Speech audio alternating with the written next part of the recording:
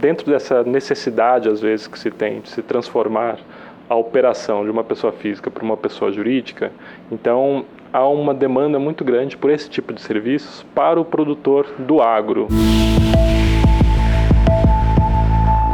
Eu converso agora com Carlos Marques, advogado especialista em planejamento societário, sobre a questão de gestão de propriedades agrícolas. Qual é a maior carência aqui no país? Hoje em dia, no segmento de agro, o segmento de agro funciona muito através das pessoas físicas. Então, a maioria dos produtores rurais no Brasil, eles operam dentro do formato de pessoas físicas. E então, existe dentro dessa necessidade, às vezes, que se tem de se transformar a operação de uma pessoa física para uma pessoa jurídica, então há uma demanda muito grande por esse tipo de serviços para o produtor do agro, mas voltado para ele, né, de uma maneira a explicar e, digamos assim, treinar um pouquinho esse tipo de empreendedor, esse tipo de empresário para dentro do mundo das PJs e dos CNPJs e do mundo empresarial. Eles são muito resistentes? Às vezes sim, porque se você parar para pensar, eles têm existe uma maneira que deu muito certo e que dá muito certo de se fazer o negócio, né, dentro das pessoas físicas, a qual estão muito acostumados e habituados. Trazer uma estrutura para uma estrutura de uma PJ requer mais cuidados, requer mais medidas, você tem que fazer determinadas medidas dentro da sua empresa, né? Tanto do ponto de vista de contabilidade, né? Você tem que ter uma contabilidade um pouco mais sofisticada e um pouco mais completa, também do ponto de vista de gestão, ou seja, você não mais pode tomar decisões sozinho, né? Muitas vezes você tem os seus sócios, e você tem que prestar contas, às vezes, da sua própria gestão. Então, tem uma série de motivos e uma série de coisas que ele tem que se acostumar. E o que a gente mostra, a nossa experiência mostra, é que isso acaba tomando um tempo. Tem um tempo de transição mesmo, né? Assim, não é no dia 1, às vezes 1 ano depois, 2 anos depois, que vai começando a acostumar e começando a ficar à vontade, digamos assim, dentro dessa estrutura. E quais são as vantagens dessa transição? A vantagem principal é você pejotiza, né, esse é o termo que é utilizado, você pejotiza no âmbito de um planejamento, né? Então você está fazendo um planejamento patrimonial para o seu negócio, de agronegócio principalmente, e você trazer a sua estrutura, a sua operação para uma pessoa jurídica, traz uma série de benefícios do ponto de vista sucessório e de proteção patrimonial, e também até de unificação do patrimônio para as gerações que vêm ainda pela frente. Então, tem uma série de instrumentos de planejamento sucessório que você consegue incluir com muito mais sucesso, muito mais eficácia, apenas se você estiver dentro de uma estrutura de pessoa jurídica.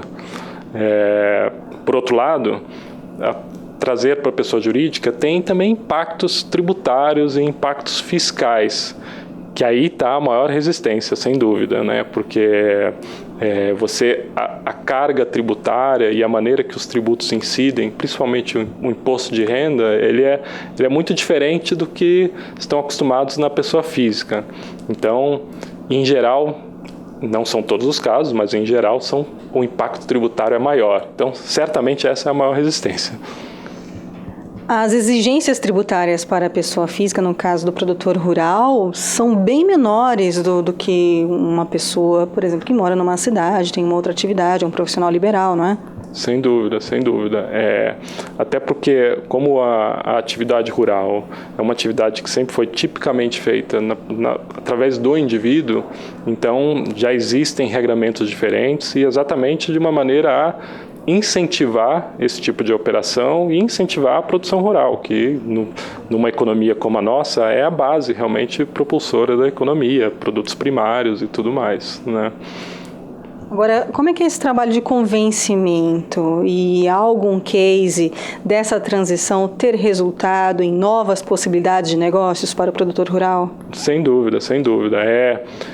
existe de fato, como eu estava dizendo, né, um trabalho de aclimatação, digamos assim, dentro da sociedade, da pessoa jurídica, e é um trabalho que tem que ser feito muito próximo, de fato, ao produtor, né? Quer dizer, a gente começa nesse tipo de trabalho desde o primeiro ponto mesmo, né? Assim, o D0 mesmo, né? Quer dizer, mostrar como é um contrato social, como funciona uma questão de administração, prestação de contas para os seus sócios, como pensar em termos de sócio, como pensar em termos de gestor e administrador, qual é o papel de cada um dentro da família, inclusive, quer dizer, dos pais, dos filhos, dentro dessa estrutura empresarial.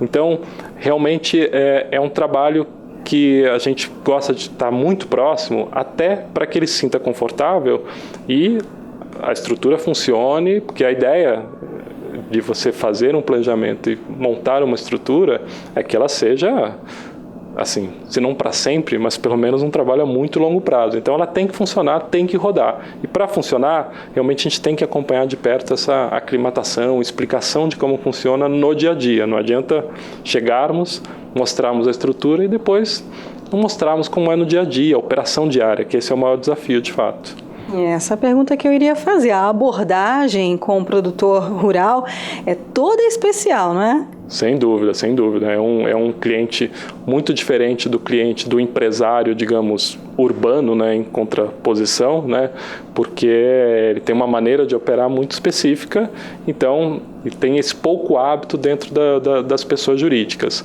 Mas a nossa experiência é, depois passada essa fase da aclimatação, a experiência é muito positiva, né? Você fez um gancho interessante, porque permite, às vezes, viabiliza investimentos em outras coisas, né? Em outras atividades, em outros setores, e para isso você já tem uma estrutura pronta, né? Você já tem uma empresa pronta, capitalizada, você já consegue fazer, às vezes, investimentos em outros segmentos.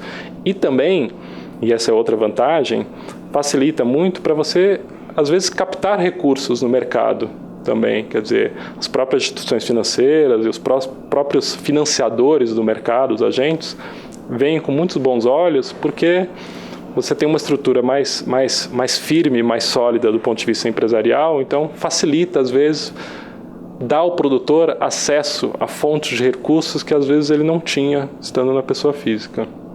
E quais os segmentos agro mais carentes dessa mudança?